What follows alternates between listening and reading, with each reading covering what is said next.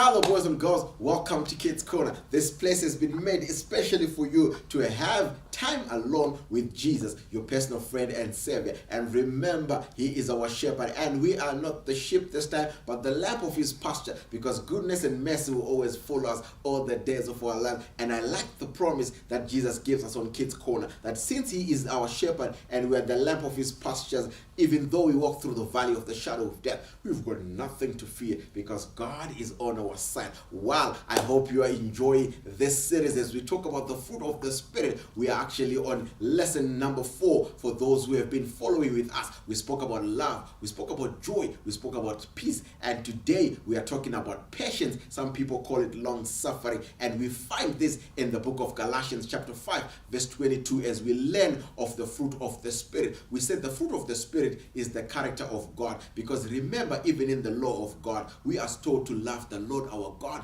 with all our hearts and with all our soul, to love our neighbor as much as we love ourselves. But we can only do this if we allow the Spirit to produce fruit in us. And I'm excited because a strawberry is not the fruit of the Spirit, not even a grape, even though it's so delicious, not even a coconut, not even the mango, but we are talking about love, joy, peace, kindness, happiness, faithfulness. We are talking about meekness, we are talking about self-control, but we continue to learn. And today we are on patience, which other people call long suffering. But what exactly is patience? Patience is the ability to wait on the promise of God, to wait for things that God has said he will give us, even if they seemingly tarry or delay. But we know that it is the patience that we need for us to see the blessings of God coming in the fullness. And the verse that comes to mind is, those who wait upon the Lord are like eagles, and they'll soar and mount on high or with their wings. So I want to challenge you, boys and girls, be like an eagle and wait upon the promises of God. When we wait on God's promise in his time, God is never late. God is always on time. And when we wait on God, he will give us the blessings in full. But when we take shortcuts and we seemingly grab our blessings, then we will not get it in full. So as we continue to learn about patience, I am told of a story of a girl, and name was called Silendile. Silendile means I am waiting, I'm waiting, and I'm patiently waiting for the Lord. So Silendile loved her dad so much, but her dad used to travel around the world. He would go to places, he'd go to places. For the first time, his father was crossing the oceans and he was crossing the seas. He was going to the diaspora. That's a long away from their home country. He was going to the United States of A, that's United States of America, and he was going to be staying in New York. And he says that I am going for a while, but I will come back. And Wesley says, but Daddy, I know you go, but you always come quickly. Are you going to come back quickly? He said, well, I am coming back again, and if you want to call it quickly, I'll come quickly. And then Slinley was like, okay, tell me, when are you going to come back? So the father looked around at their plot. They did have what is called a jacaranda tree, and he says, okay, do you know the time that the jacarandas bloom? And Slinley nodded their head and said, yes, Daddy. And says, okay, when you see the jacarandas bloom, when the flowers fall, then you know that my coming is right at the corner. And Slinley was, okay, Daddy, I will patiently wait for you. So every time she would go to school, she would look into the jacaranda tree, and at one time the flowers were starting to flower, and she says, okay, now I'm excited. And all this time she knew that very soon my father is coming. When the jacarandas finally bloomed, she was so excited. She says, I have waited patiently for this day, but very soon these flowers are going to fall, and I'm excited because soon and very soon my father is going to come, and I know he's going to bring me nice things. He's going to bring me new clothes. He's going to bring me chocolates, sweets. Yeah, I love my daddy. And soon and very soon, he is going to come. And eventually, the flowers started falling. And she knew that the long wait was going to come to an end. And finally, she saw a car coming, and she realized that could definitely be my dad, because this is the time he said he is going to come. When the car parked a distant away, and she saw a man who looked just like she did come out of the car with a big smile, and he opened his arms and he took a bag with the gifts. And you know what she did? She ran like someone who had patiently waited for the father to come, and she leaped with joy and jumped to her daddy and says, welcome home, daddy, welcome. I knew you were going to come. From the day that you left, I was patiently waiting because I knew you were going to come. And it is because that she waited patiently that when the father came, she was so excited. Well, I'm actually thinking that you and I have been waiting patiently for our father to come. Of course, the time has not yet come, but we'll continue to wait patiently because when he comes, we know we are going to enjoy. In fact, they say patience is a virtue. Blessings comes to those who wait. I hope you and I will continue waiting because one of these days, Jesus, our friend, will come and take us home. That where he is, you and I might be there also. So remember, patiently wait on the Lord. And when he comes with the full blessings. May God bless you as you continue to wait, knowing that when he shall come, he will bring all the rewards and the blessings that he has promised unto us. God bless you and God be with you. Let's meet on lesson number 5. But don't forget, friends, invite your family and friends to come and learn more about the fruit of the Spirit, which is a complete image of the character of Christ. God bless.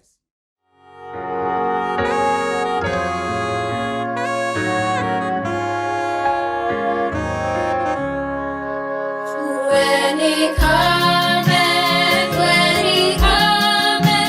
to make up his jewels, all his jewels, precious jewels, his love and his own.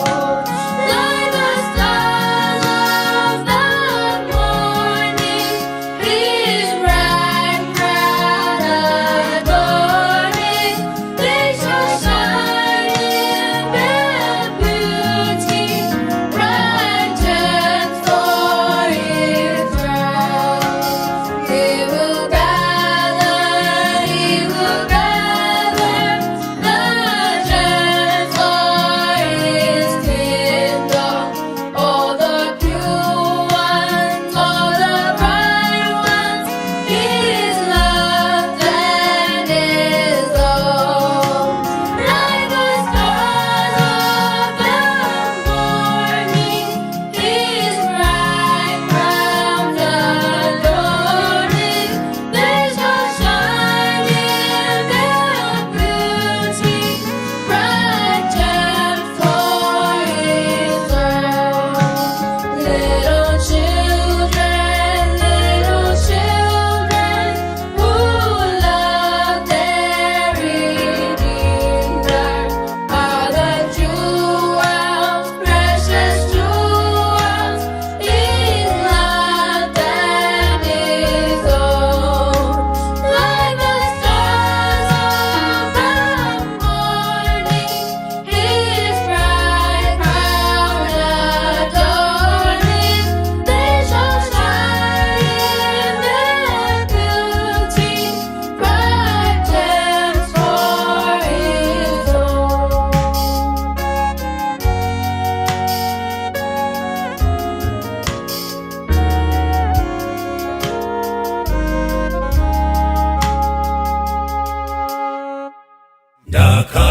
Ndakarwadziwa Jehova atsamwa, zvitema zvakandifuwira pasi. Ndakachema ndirimo mumatope, tenzi akandiburitsa kunzezve. Andiburitsa mumatope, andilisa ine panomwa, ndasiya parweyo mumoyo rekukudza. Haleluya. Andimisa padombo petro naye, masiko angu asimbiswa pano. Andizongoputike ndire pano, domira ndizofika chiremba. Andiburitsa mumatope, andimisa misa ini padombo nasi andi pario umoyo rekukunza haleluya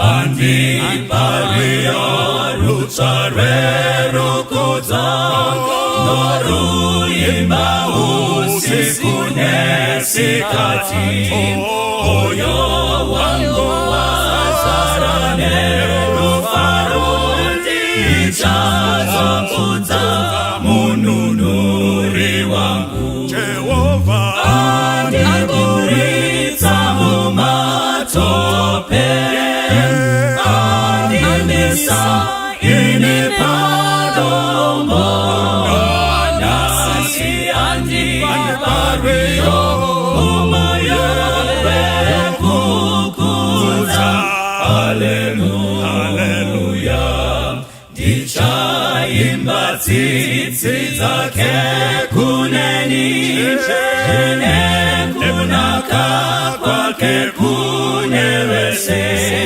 ndichazoimba rupone sokwese akarawese basimire mwari ndichaimba tsitsi dzake kuneni nekunaka kwake kunewese ndichaimba rupone sokwese akarawese basimire mwari andiburisa mumatope andimisa ini padombo nasi andi pario umoyo rekukuza haleluya andiburisa mumatope andimisa ini padombo nasi andi pario umoyo rekukuza haleluya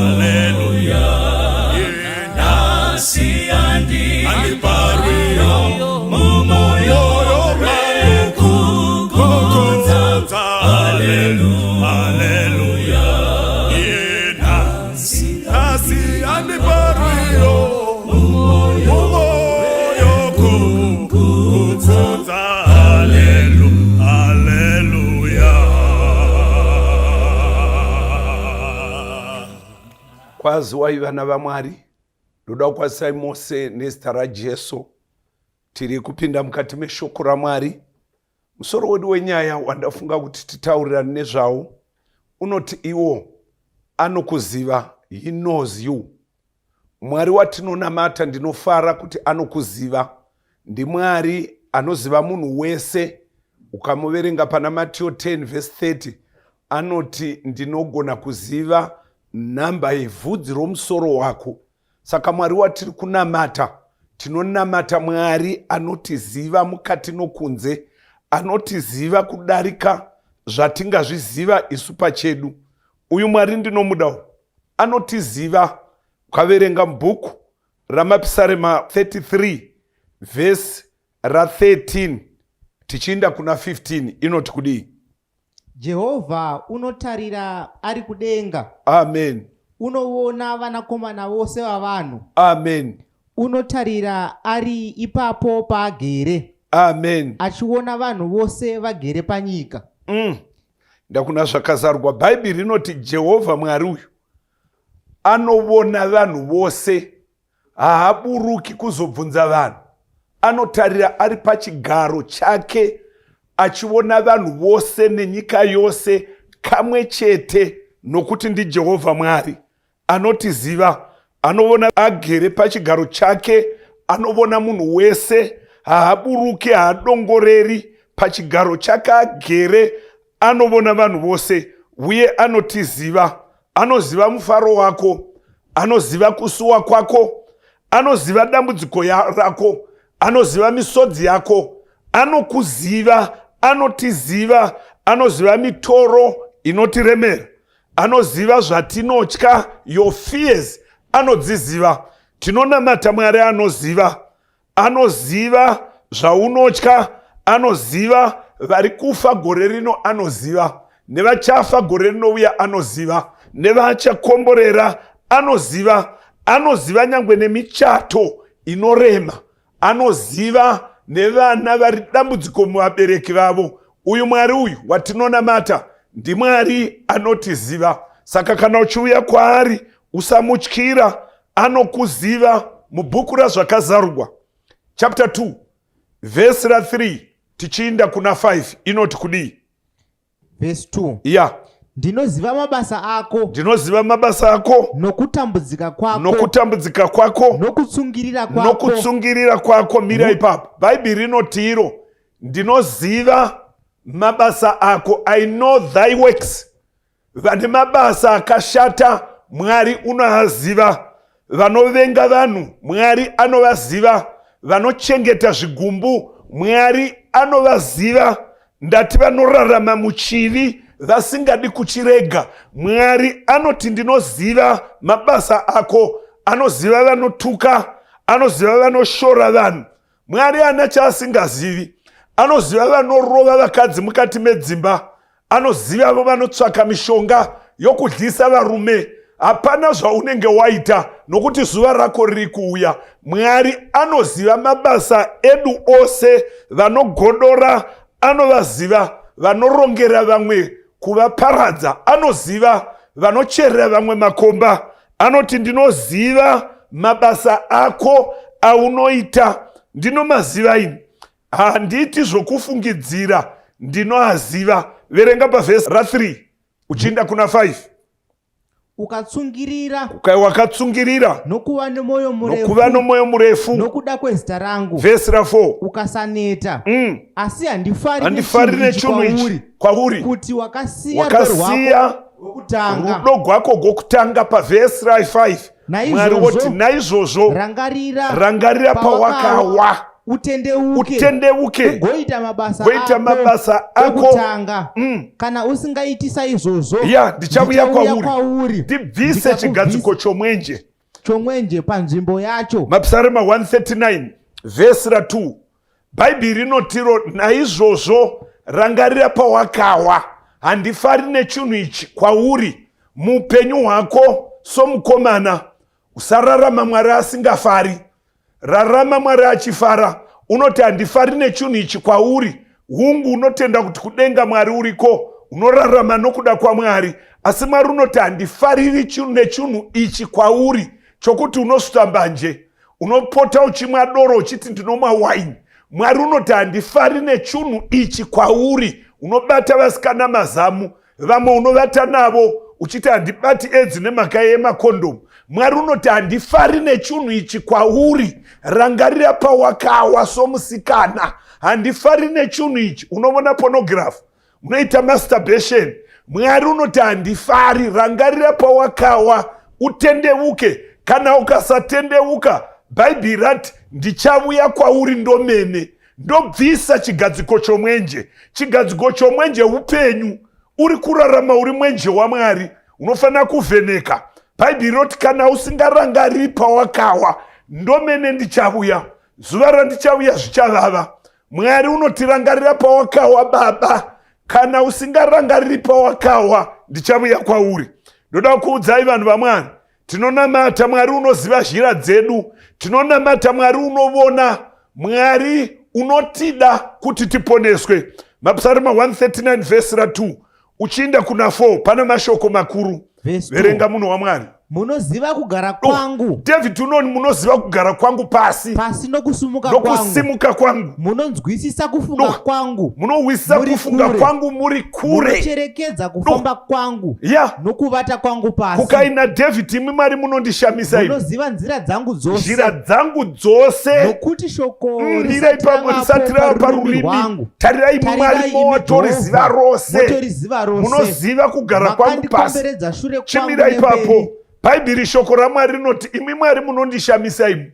Munoziva kugara kwangu pasi nokusimuka kwangu. munoziva ndangariro dzangu muri kure, zhira dzangu dzose munodziziva.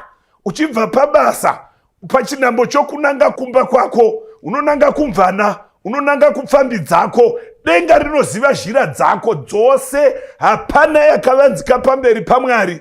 Bhaibheri rinoti shoko risati rava parurimi rwako, uchiri kufunga, Mwari unoziva rose. Hama dzangu dzinodikamwa, we are never alone.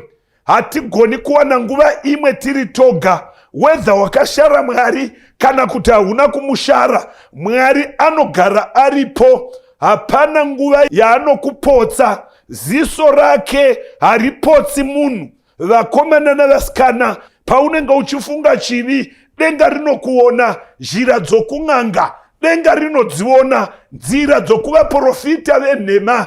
Bhaibheri rinoti zhira idzodzo ndinodziziva, vanobira varume vavo mari, nevanotuka varume vavo, nevanovafungira zvakaipa. Kwai ndinoziva ndangariro dzako nezviito nemabasa, ndinozviziva. Kana ukaenda mberi pavhesi 11 na 12 yamapisarema, pana mashoko makuru kwazvo. Tega munhu waMwari. Verse 11. Verse 11. Kana ndikati zviro kwazvo kwazvo rima richandifukidza, chiedza chinondikomberedza chichava sousiku. Kana ukafunga kuti wakavanda denga rinokomberedza, usiku hunoita samasikati, iziso raMwari rinovona pakavanda. Vanovona pornography, denga rinovavona.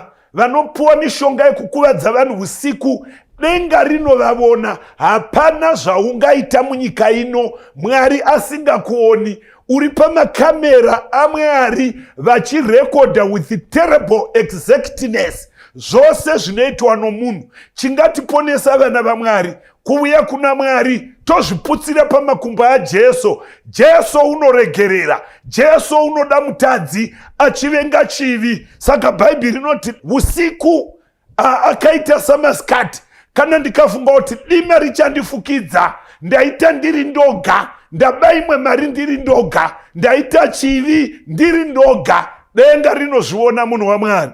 Verenga uchienda kuna 12 inoti kunyange rima haringandivanzi kwamuri, asi usiku hunopenya samasikati. Rima nechiedza zvakafanana. Kuna Mwari hakuna dima, kuna Mwari hakuna usiku. Denga rinovona vanhu vose. Uyu Mwari watinonamata hama dzangu haaiti zvokundotsvaka mawitness pamusoro poupenyu hwedu. Unoziva ndangariro, unoziva zvaunotaura, unoziva zvamunotaura muri mukati medzimba dzomukati, muchituka vanhu nokushoropodza vanhu, nokunemera vanhu, nokuvadzikisira, nokuninipisa vanhu, nezvamunovarongera nokuvasema.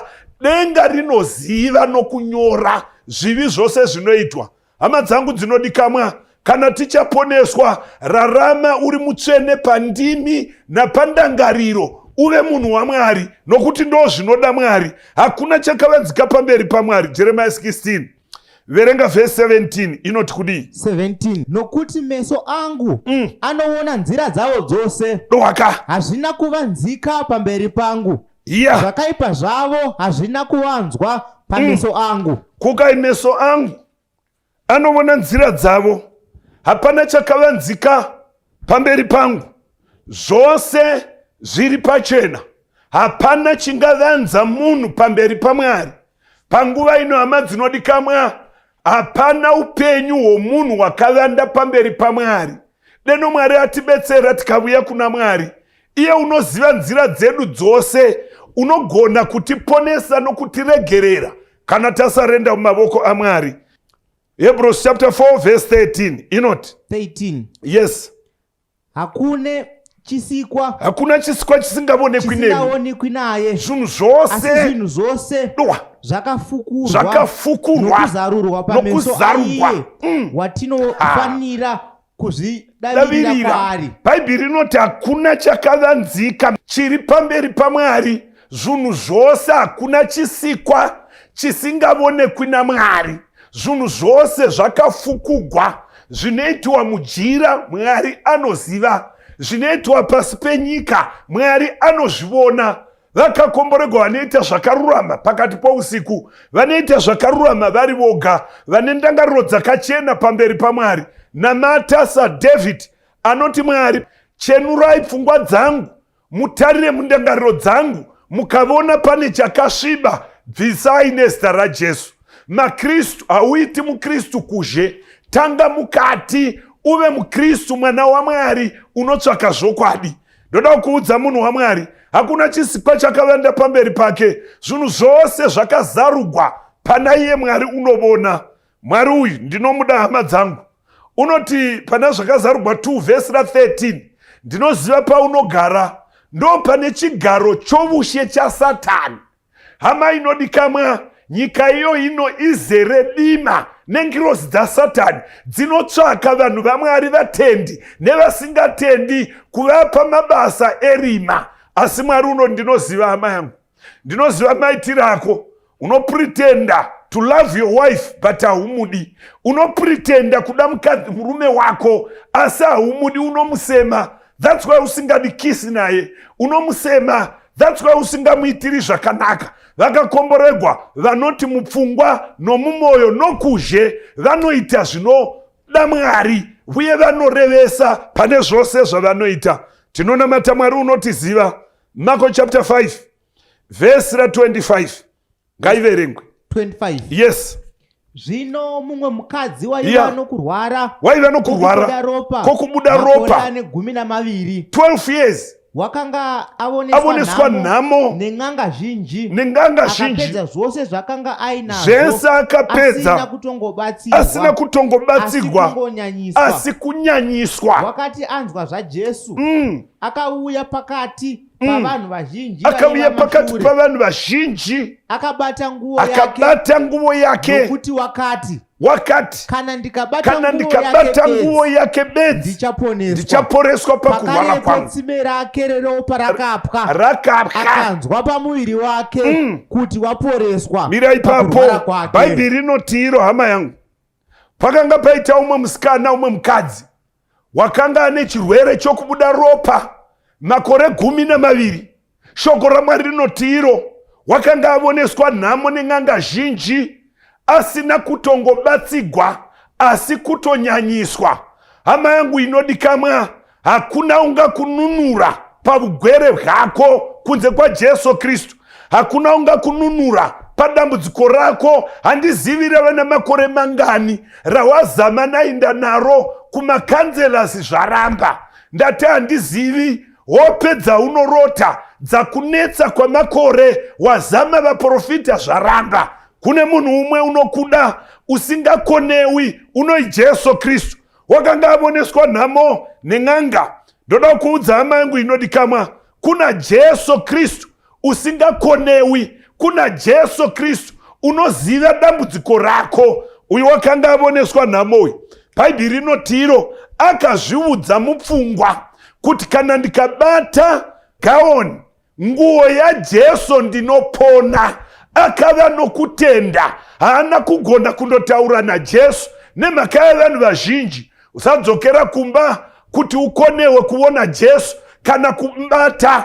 Bhaibheri rinoti haana kudzokera kumba, akaita shungu akabata nguo yaJesu Kristu. Vhesi ratiro, pakarepo tsime reropa rikapwa, akanzwa kuti waponeswa. Hama yangu inodikamwa, handizivi zvakunetsa kuda muchato kwemakore. Bata Jesu nokutenda, zvinotama nezita raJesu. Handizivi zvakunetsa kwemakore kuda kushayiwa mbereko, kuda kushayiwa rudo mukati memhuri, kuda kutsvaga basa. Bata Jesu nokutenda. Shoko raMwari rinoti paakabata pakarepo akapora. Tina Jesu unoti udane kwandiri panguva yekutambudzika, ndinokugwira. Kana ndakugwira ugondirumbidza. Iyeyu Jesu wakambodemonstrata ana Peter pana Marko 11 vhesi ra21. Bhaibheri shoko raMwari rinoti iro Jesu wakademonstrata ana Peter pagwendo. Akasvika pamuonde wakanga usingabereki, akautuka, ashayiwa maonde. Akati pasava nomunhu anotanha maonde nokusingaperi. Vadzidzi vachizviwa vakashayiwa kuti chirudzii. And Bhaibheri rinoti yakanga isi nguva yamaonde. It was out of season. Une Jesu Kristu vakapfuura napamuonde uya mangwana kwai vakavona muonde waoma kubva pamudzi. Shoko rinoti iro. Pita ndokurangarira pavhesi 21 akati, Ishe, Petro akarangarira Yeah. akati kwaari, Ishe, Rabhi, Yeah. tarirai muonde muonde wamakatuka waoma sei? Jesu akapindura Jesu akapindura akati kwavari, ivai ivai nokutenda nokutenda kuna Mwari. Tega, zviro kwazvo ndinoti ndinoti kwamuri, kwamuri, mumwe mumwe nomumwe nomumwe unoti kugomo iri simudzwa, ukandwe mugungwa, asinganyunyuti mumwoyo make asi achitenda kuti zvaanoreva Amen. zvichaitika Yeah. uchava nazvo. Bhaibheri rinoti iro chidzoka kunyaya yedu. Kwai Jesu unotiro, ivai nokutenda kuna Mwari. Mumwe nomumwe wenyu unoti kugomo iri simuka ukandwe mugungwa, asinganyunyuti asi achitenda kuti zvaataura nezita raJesu zvinoita.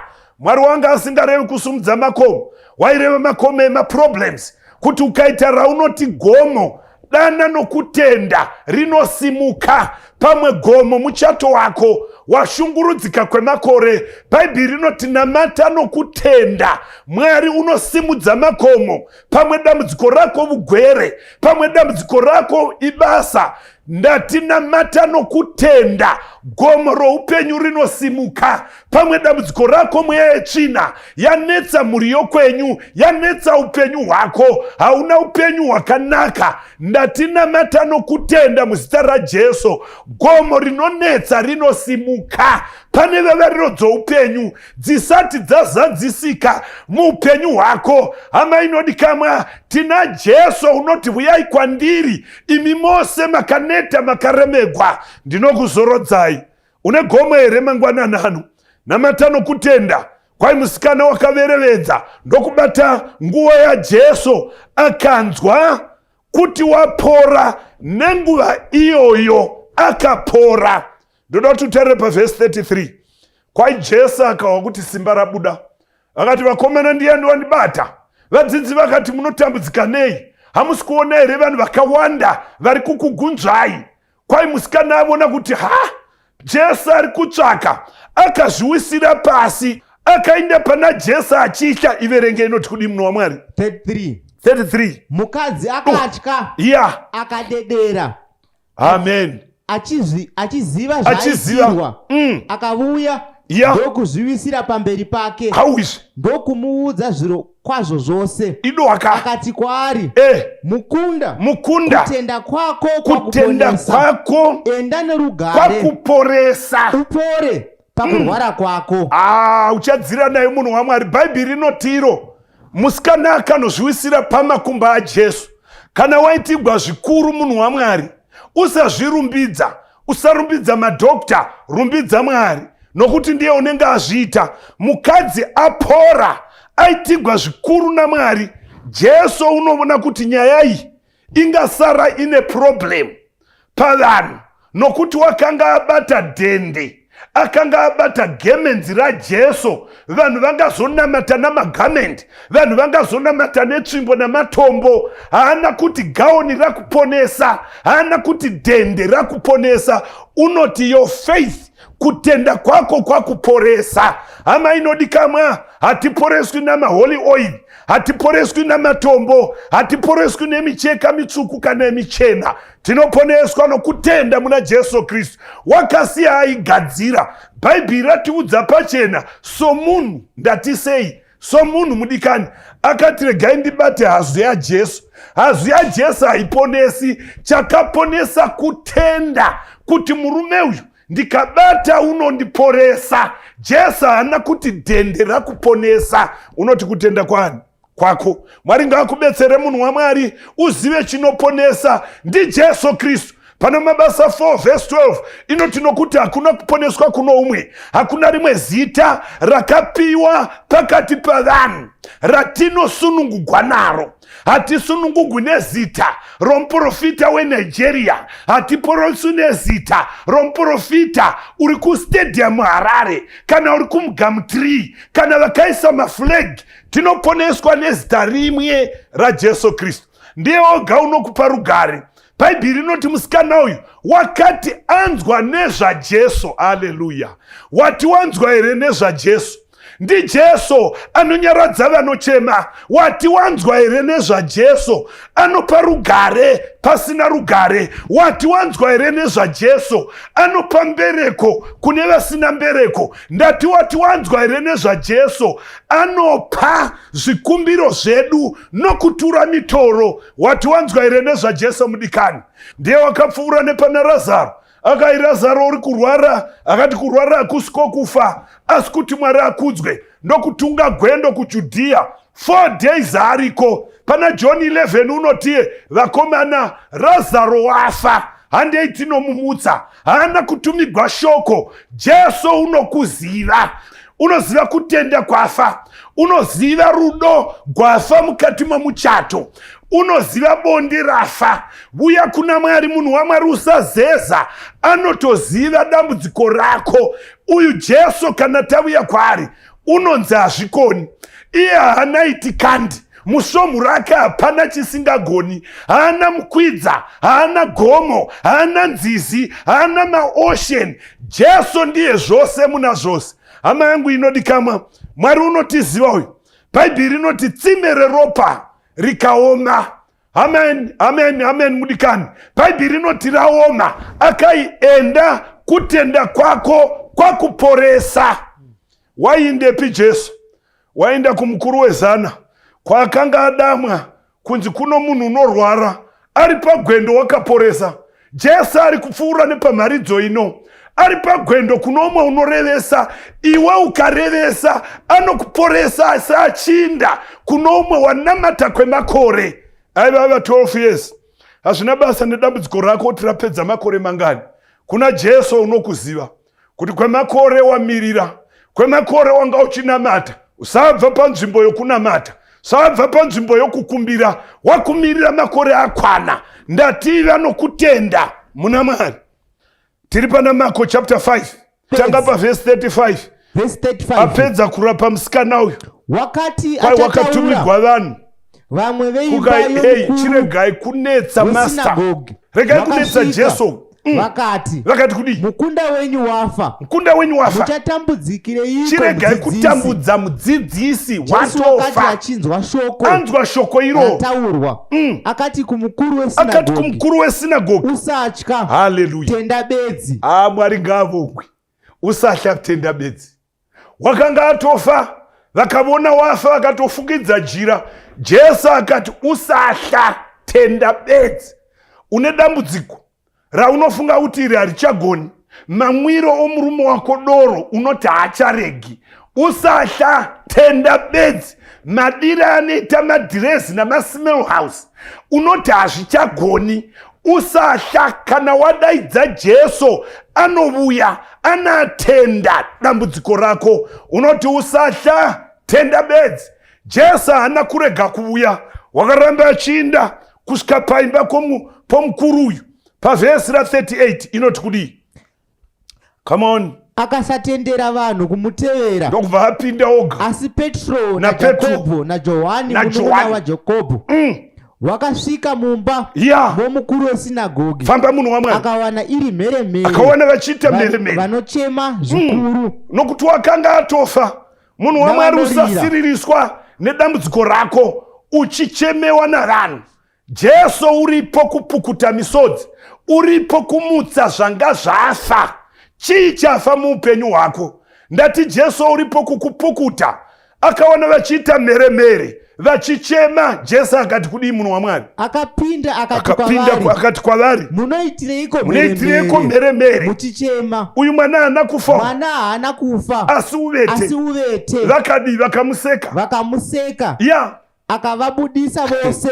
Teerera unzwe munhu waMwari. Akatora baba Vose vomwana namai, vakaseka, akavadzinga. navakanga Hapana anavo. chisingagoneki muupenyu hwako. Wakabudisa vose, akasara nevaitenda. Vanhu vachavona simba raMwari, vachasara navo achipa zvikuru nezvikomborero. Ndevasingaseki shoko raMwari, vanoti kana Mwari areva vanoti ihameni. Kana Mwari ataura kuti ndinogona kuita zvose, vanotenda kuti Mwari unogona.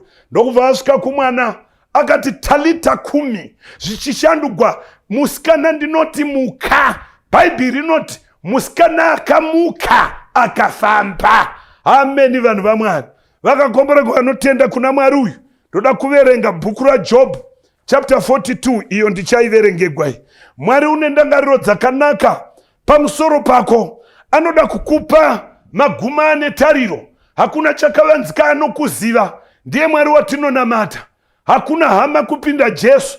Anoziva nenhamo dzose, anotungamira tose, anopa vanokumbira mubayiro wavo. Hakuna noumwe. Ndiye shamwari yeidi, haakusii uri wega.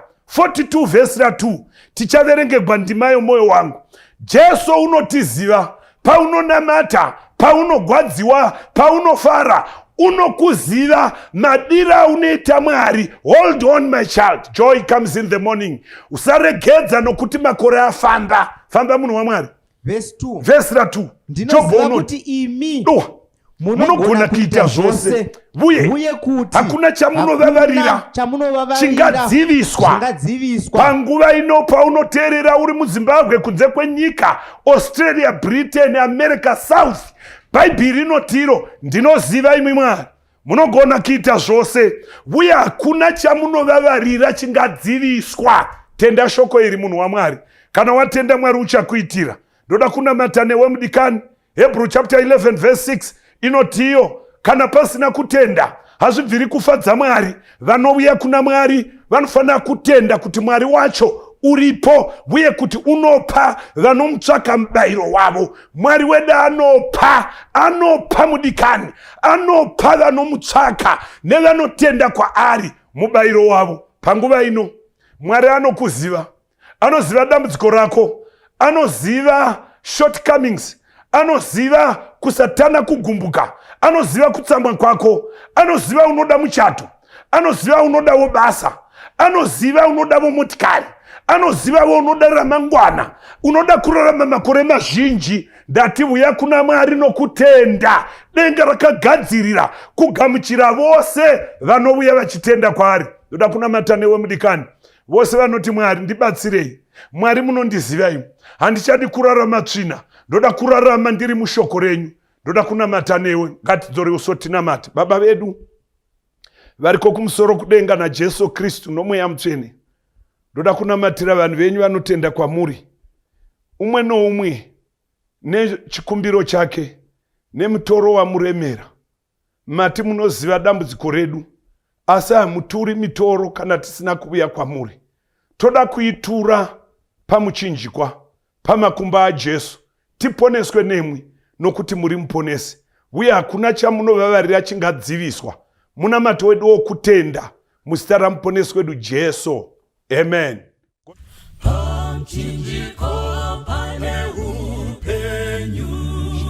Jesu atinditarise pasine fuma ngezenando amberindo wona zakanaka mune upenyumukutarisa muchinjikwa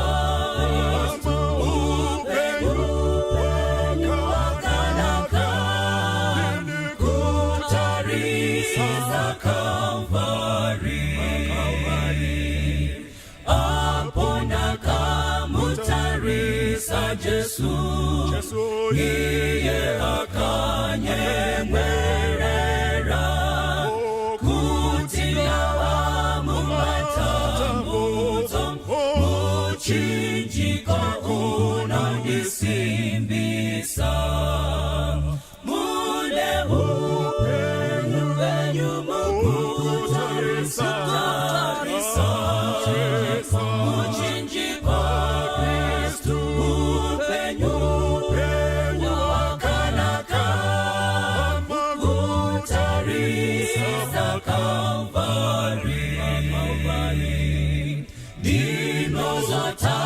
Kristu mchinjiko ndosimira muchinjiko hakuna anozopa Utika Pano Simira Simbaredenga Mune Nyumugu Tarisa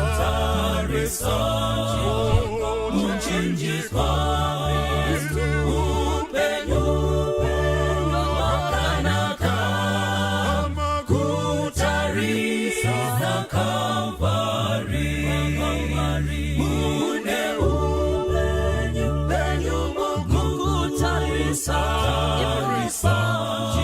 Muchinjika Upenyu Makanaka Kutarisa Kalvari Upenyu Makanaka Kutarisa Kalvari Upenyu Makanaka Kutarisa Kalvari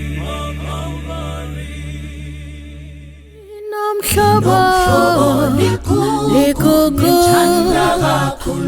ulothando kimi uyangithokozisa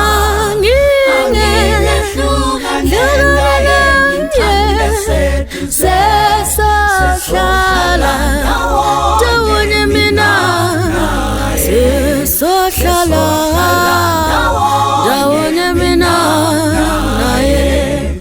He knows that I am longing some weary soul to win, and so he bids me go and speak the loving word for him.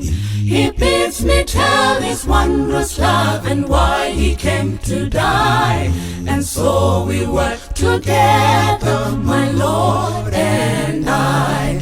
And so we work together, my Lord and I. Ndomuza zangu zese Faro nenamo Ndomuza zinondifadza Anondi Uza zvanoda Nekuyedza kwangu Ticha taura Eni ticha taura